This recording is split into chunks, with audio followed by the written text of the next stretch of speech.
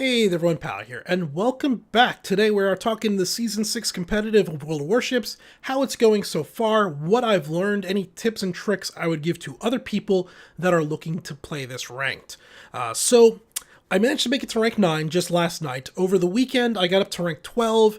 Then Monday, I managed to get to rank 10. And since then, it's been a little bit more of a slog. It's actually been going better now later on, once I changed out of playing cruisers. If you haven't played it, this is the season of smokescreens. Holy crap, is it the season of smokescreens. Rank 7, while it does bring some interesting elements, I'm sorry, not rank 7, tier 7 ships, while it does bring some interesting elements, the combination Fiji, Belfast, Flint, all the different destroyers, it's not uncommon to see a team of 8 have 5 smokescreens on it, at least 4. It is so often. This season's it's been smokescreen after smokescreen after smokescreen, and then torpedoes coming out of nowhere, because the Fiji again has torpedoes, the Flint has torpedoes, all the destroyers have torpedoes. There's a decent number of Miyokos out there which have torpedoes. The only ships you're not really seeing a whole lot of are the York and the Pensacola. Those are like the two ships I would say are kind of absent from the current meta, and they probably should be. Both of them are unbelievably light, although the Pensacola did get a pretty good buff recently in terms of its concealment.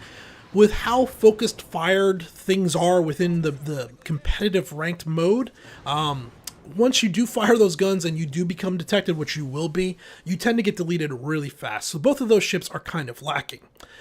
I wish I could say the Colorado was on that list. Initially, I saw so many Colorados, I have no idea what people were thinking. And look, if you love the American battleship line, that's fine, but for ranked, the Colorado is a terrible choice. Yes, its guns have some amazing damage potential, but their dispersion on them is pretty bad, their range on them isn't very good, and the thing's stupidly slow. I would even argue the Nagato is slow to the point of hampering the team, and it's got 4 or 5 knots over the Colorado.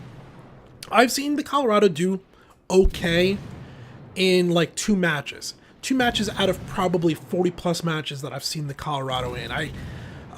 That battleship, I wish it was good. I wish I could say, hey, the Colorado, it's got its flaws here, it's kind of slow, but it's really tanky, really dope, but that's not the case. The Colorado tends to be way behind everybody else, and your team's either dead before you get there to help, or an IG or a destroyer gets behind everybody, sinks you before you get up to assist the team. Ugh, Colorado. But the common ships you're seeing are the Belfast, the Fiji. You're seeing a lot of Scharnhorsts, a lot of Gneisenaus, which those two are great. Both Gneisenau and Scharnhorst are great, although me and the Gneisenau do not get along. We'll talk about that a little bit here in a moment. Then a lot of Sims, Shriatsus, a few Atasukis, a few Bliskavicas, a few Mahans is kind of where we're sitting. You don't see a whole lot of the German destroyer line. I'm guessing just a lot of people haven't leveled that up to tier 7 yet, but on occasion. But those are kind of your primary go-to ships. The Belfast, the Fiji, the Scharnhorst, Gneisenau, and then I would probably say the Sims and Shriatsu are that. So those are kind of your 6 most common ships.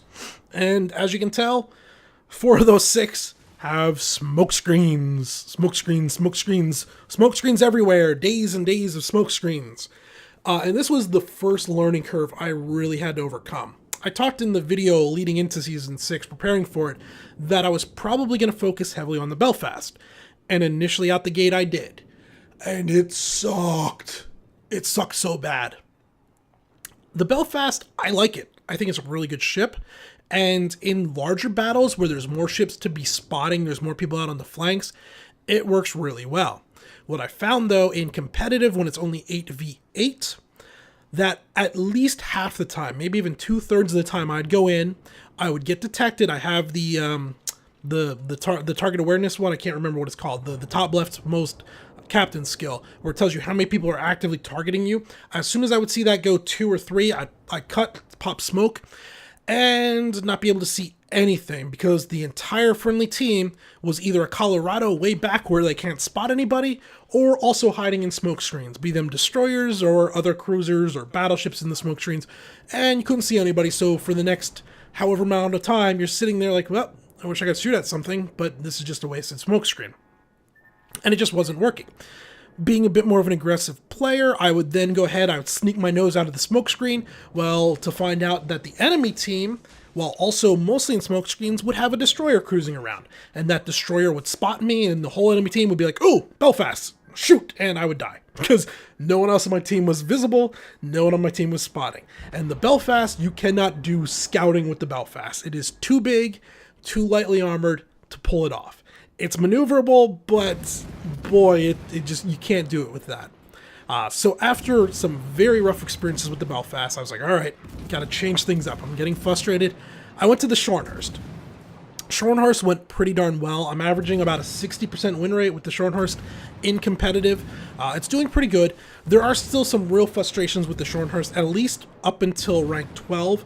I haven't gone over how the ranks work. I'm assuming, like, if you're watching this video, you understand how they work. But rank 12 is kind of the break point. So if you hit rank 12, no matter how many times you lose, you're no longer going to go back down to lower ranks. You start off at rank 23, rank 1 is where you're trying to get to.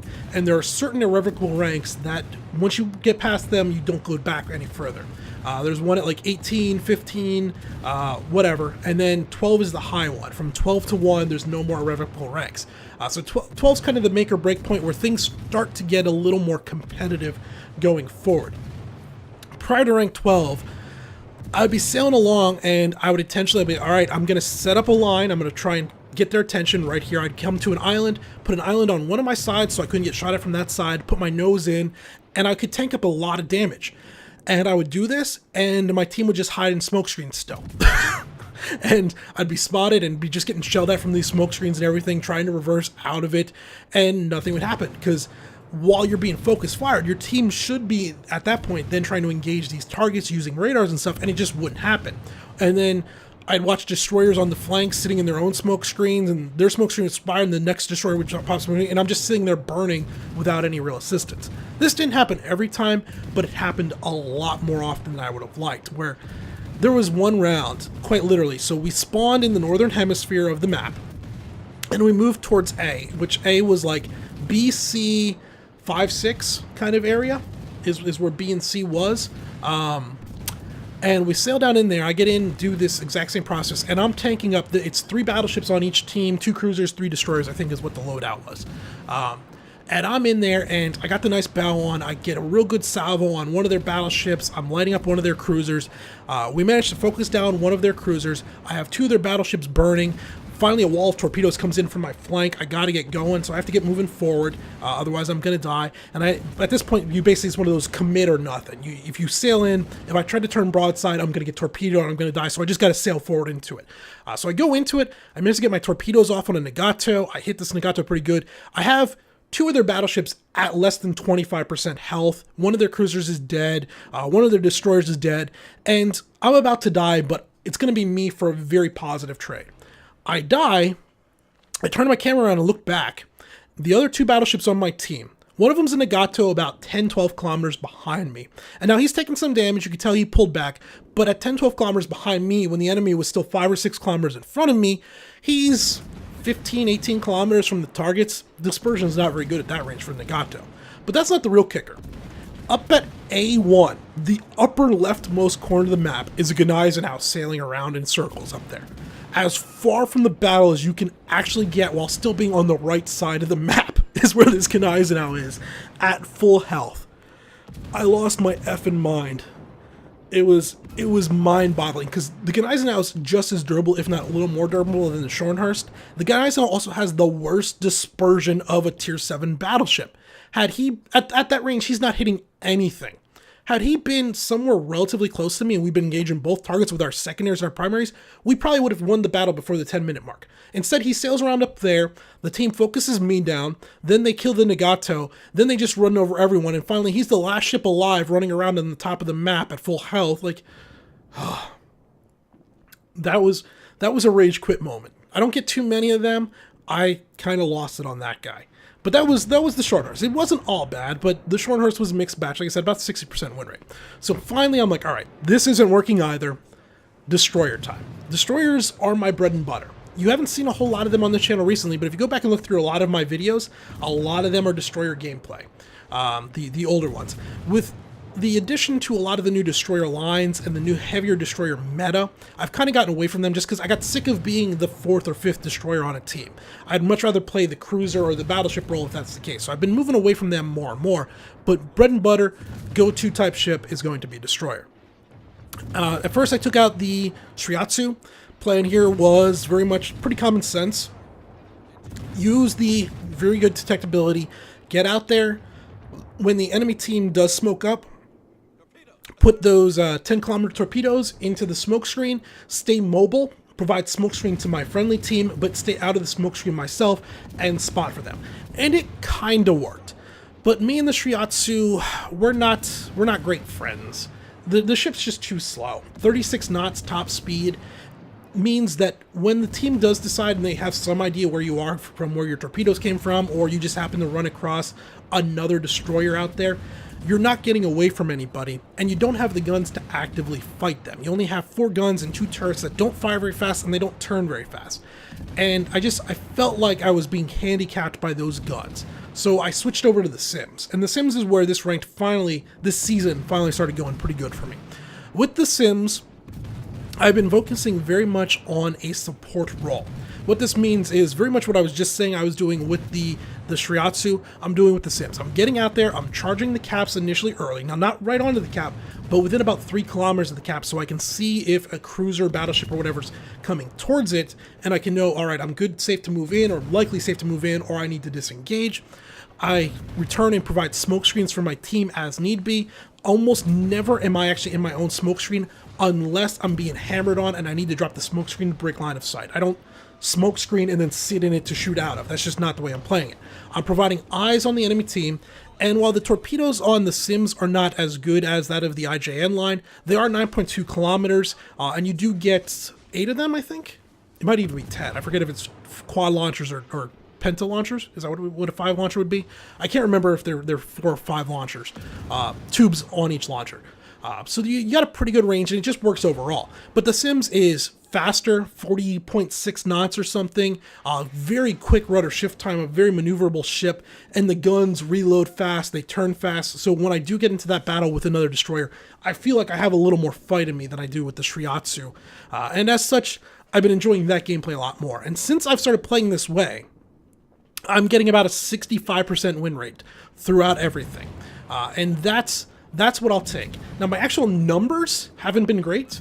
If you actually watch, if you look at my overall stats after a battle's over, my DPS is down, my overall score is down, my kills is down, my survivability's about where it's been. But overall, my stats are doing much worse, but that win rate's going up. And that's really what you need to do in competitive. Doesn't matter if your team wins, that's the most important part overall. In fact, the gameplay you've been watching in the background as this has been going on has been kind of one of those rounds with the Sims. I will say right away, I could do better with the Sims if I was better with its guns. Very much like the Atlanta, these are those guns that at 11 kilometers, they're in the air for 9 seconds. I don't feel like I can hit anything with them, or I can, but it takes me a really long time to dial them in, and that's hard to do when you're dodging shots, because as soon as people see you, they're shooting at you. Destroyers, they want dead. So it's a mixed bag, but it's been working. I did say I was going to talk briefly about the Gneisenau. So after I had relatively good success with the Scharnhorst, I decided to give the Gneisenau a go. Everyone I know, everyone I've seen, loves the Gneisenau. They say it's a really good battleship. It's got those amazing secondaries when you're fully spec'd into it. You can get out to 8 kilometer secondary firing range. All these things. It's got torpedoes. It's fast in a straight line. It's faster than the Scharnhorst. It's at 32 kilometers an hour or 32 knots. So I used all of my premium XP and I powered through and got the Gneisenau unlocked, got it fully kitted out and everything. And I do not like that battleship at all. I don't think it's a bad battleship, but I think for competitive, it's not working for me. The Scharnhorst doesn't have great dispersion, but you're firing 9 guns every 20 seconds. So even though I occasionally get a bad volley and all that, it doesn't feel too bad. The Gneisenau has 6 guns, firing every 26 seconds, I believe, off the top of my head. It's somewhere in there. And the dispersion is painful. I had this Miyoko 14 kilometers away, give or take 14.2, sailing perfect broadside to me, straight line. I remember firing a salvo at this dude, and I watched around land front, back, port, starboard. And then one round happened to hit the nose and overpen it. So this full salvo for the next 26 seconds, or 26 seconds worth of DPS, did 800 damage. It was so annoying. Where if I was into Shornhurst, I don't know, but I feel like I would have much more reliably hit them. And this was only one example. Like, it happens a lot where I'm shooting at these targets 12 to 15 kilometers, where with the Shornhurst, I feel reliably I'm going to hit them. I'm just not getting that same result out of the Gneisenau.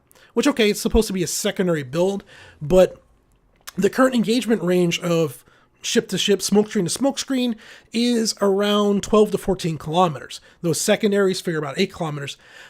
It takes a little bit of time to cross that distance to get those secondaries engaged. You can't even engage them if you can't see the targets, or if they're in a smokescreen. The secondaries do you no good. There's a lot of torpedoes, and as soon as you kind of try to make that push with the Gneisenau, everyone just focuses you down.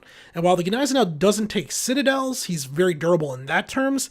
Once everyone's focused on you, you're going down quick no matter what. You're going to take heavy AP damage, just not the citadels. You're also going to burn a lot. It didn't work for me. I had almost a 10-game losing streak only with the Gneisenau. I gave up on it. I still think I could get good with the ship. It would probably do much better with me in non-competitive, where it's 12v12, 15v15, 12v12, right? I forget how many people play. I think I would do a lot better. I didn't have any luck with it in competitive. I just felt the guns were way too inaccurate for the ideal engagement range, or what's happening right now with the engagement ranges of that. So yeah, that's basically how it's been going. I've basically learned, play the support role, use the smoke screens for your teammates, spot, stay mobile. If you can, get on the flank or even just behind the enemy team, so anybody not actually in the smoke screens, you can spot them behind the smoke screens, and then your team can still unload on them. All of that's working really well. Really the focus, though, is whichever team destroys the destroyers first. A lot of people will focus down Belfast first, and there's no real wrong reason for that. You remove the Belfast, you tend to remove the radar from the other team, unless they also have an Atlanta, or I think Fiji can also equip a radar if you do it right. But you want to get rid of that radar. However, that Belfast radar is only 9.2 kilometer, or it might even be 8.4 kilometer range. If you remove the destroyers, that Belfast in his smokescreen, he's not seeing anything anyway. So getting rid of the destroyers, in my opinion, is more important than getting rid of the Belfast, getting rid of the Atlanta, even getting rid of the Flint overall. Because a blind ship in a smokescreen is no real threat to anybody. Yeah, that's been my take. Like I said, I made it up to rank 9. I'm going to continue on. I'll update more later on as things go.